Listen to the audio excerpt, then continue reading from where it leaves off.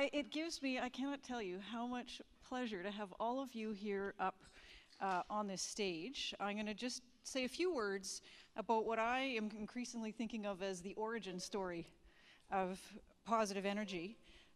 We launched Positive Energy in 2015, but we laid the groundwork for the initiative in 2014. We recognized that there was a need for an initiative like this. We were seeing increasingly protracted and polarized controversies around energy. They seemed to be getting worse. And there was not a neutral, non-partisan, action-based forum to address the issues.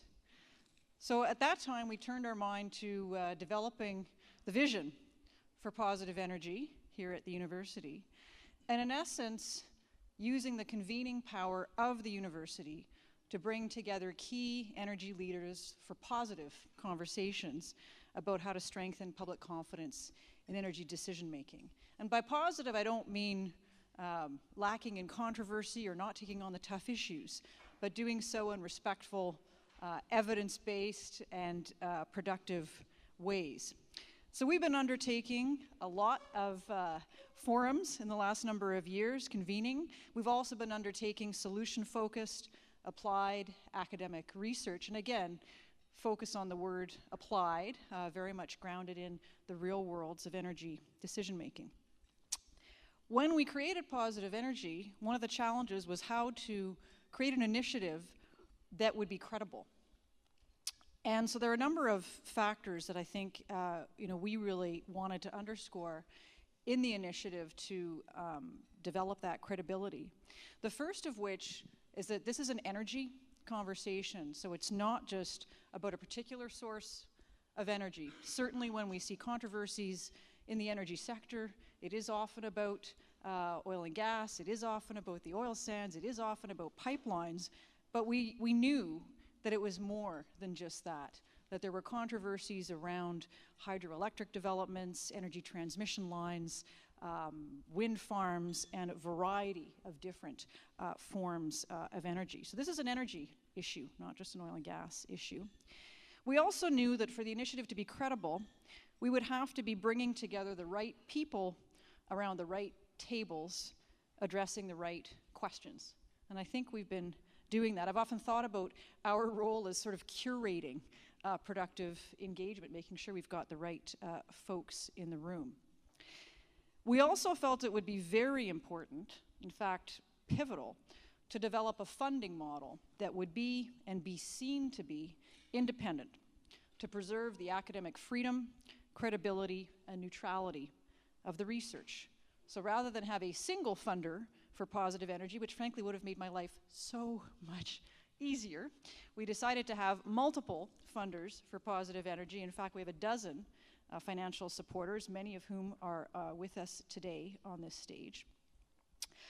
We also put in place an advisory council, many members of which are in the room here today, but again, a council that advises, not a board, to ensure that we would retain the academic freedom and independence of the initiative.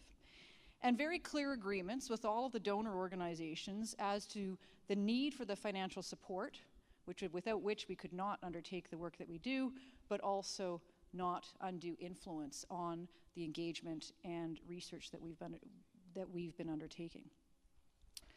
So and I'd like to think we've been successful. So what's underpinned our success? I think in many instances it has to do with the fact that we offer an open tent, an increasingly broad tent, which is terrific, respectful engagement and dialogue, positive approaches to resolving very intractable, complex challenges, relevant discussions, direct engagement with decision makers, solution-focused, independent academic research, and creating forums that frankly didn't exist. This didn't exist 3 years ago. We created this. This did not exist. So extraordinarily pleased for that.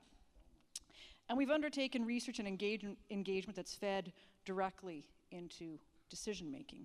All the while, we very much tried to do so in a way that has struck a balance and has aimed to depolarize, not increase polarization.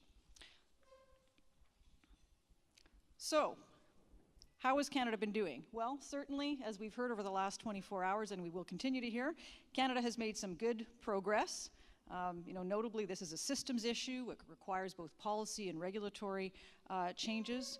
But the country is clearly not out of the woods yet. Still much ground to cover, as we just heard in the last panel, on how to reform systems in ways that achieve durable balance.